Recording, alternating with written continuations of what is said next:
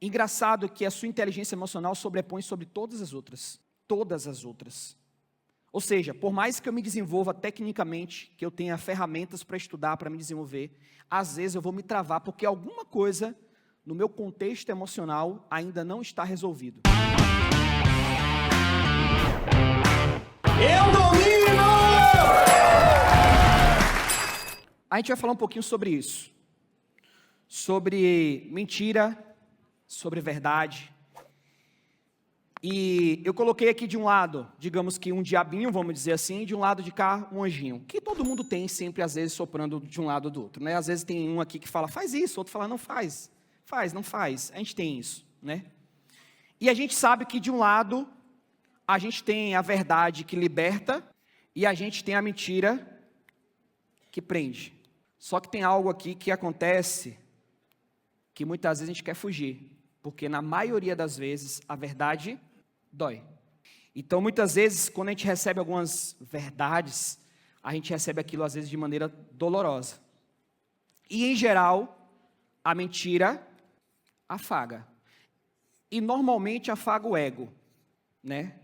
Ego que constrói lá de pequeno mesmo. Algumas situações que foram acontecendo com a gente. E a gente vai nutrindo isso. E eu estou construindo com vocês aqui uma narrativa de alguns pontos aqui que são importantes, que eu quero que vocês comecem a olhar. Então, às vezes eu caio em algumas conversas minhas mesmos, vozes internas que digam para mim, não faz isso agora não, ou então, isso deixa isso para depois. E às vezes eu estou mentindo para mim mesmo de coisas que eu precisava resolver. E que vai doer fazer, mas que no longo prazo vai me gerar resultados que eu talvez não consiga nem mensurar. E por que eu estou dizendo isso? Eu coloquei um slide aqui, que é mais ou menos isso aqui. E aqui no meio, eu coloquei um errei. E quando eu coloquei o errei ali, um erro, porque todos nós somos passíveis de erro, o que diferencia muitas vezes a maneira que eu vou conduzir isso na minha vida, é se eu quero continuar me enganando sobre o erro, ou se eu assumo a verdade que me liberta e olho para esse erro dizendo, cara, eu errei, pisei na bola, e daqui para frente eu quero fazer diferente, preciso fazer diferente, preciso mudar. Por que eu trouxe essa narrativa para vocês? Nós temos 3 cérebros. É um conceito do cérebro trino. Alguns já podem ter ouvido falar, outros talvez ainda não. Mas a gente tem o primeiro cérebro, que é um cérebro chamado cérebro reptiliano, é um instintivo. É aquele que foi desenvolvido lá nos primórdios, que está muito ligado às nossas reações primárias, né? O nosso instinto de sobrevivência. Então, é o alimento, é quando eu sinto fome, é a minha proteção, é abrigo.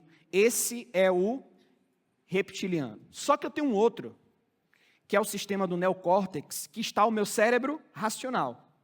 E o racional, perceba, aqui está toda a minha tomada de decisão consciente, cognitiva, é onde entra a lógica, é onde quando algumas coisas eu falo para vocês aqui dentro e alguma voz fala assim, mas isso aí será que funciona mesmo? E aí começam algumas questões que são conscientes.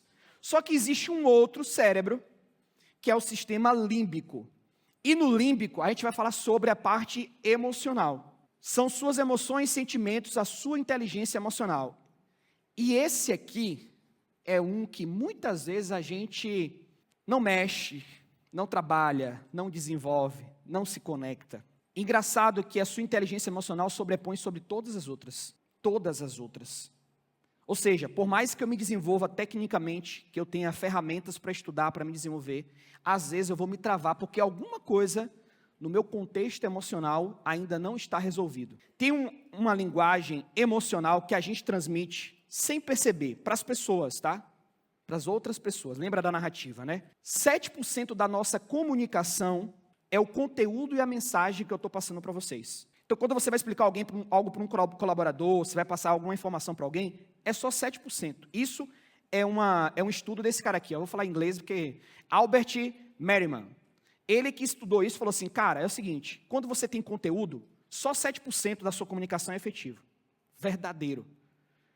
E quando essa comunicação tem um tom de voz, tem um timbre de voz que traz para o ouvido de quem está ouvindo algo que se conecta aqui dentro, eu tenho uma comunicação com 38% de efetividade.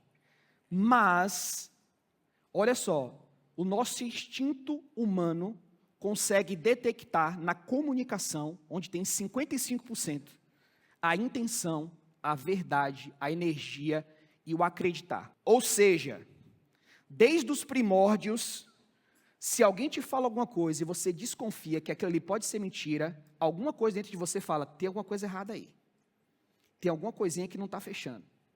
Quantas vezes a gente já se deparou com isso, sem perceber, sem entender por quê? Pô, mas o cara está falando, a pessoa está falando. Mas alguma coisa de você percebeu na comunicação dele a energia, a verdade, o acreditar. Então, quando a gente está se comunicando com qualquer pessoa e a gente não tem confiança no que a gente está fazendo, a outra pessoa sente. Eu quero ensinar uma ficha técnica para o meu colaborador, mas eu não sei fazer. Mas o Mateus falou que se fizer é bom. Porque aí eu vou saber o preço de venda, vou calcular o preço e vai dar lucro. Mas eu não sei, eu não tenho conhecimento sobre aquilo, clareza sobre o que tem que ser feito. Eu não passo confiança. O meu colaborador sente. Da mesma forma que eu vou falar qualquer conteúdo com vocês aqui, e se em algum momento isso aparecer, você vai falar, cara, Mateus titubeou ali, alguma coisa na comunicação dele, na narrativa dele, pendeu para o lado da mentira ou da verdade na minha cabeça. Olha como isso é poderoso.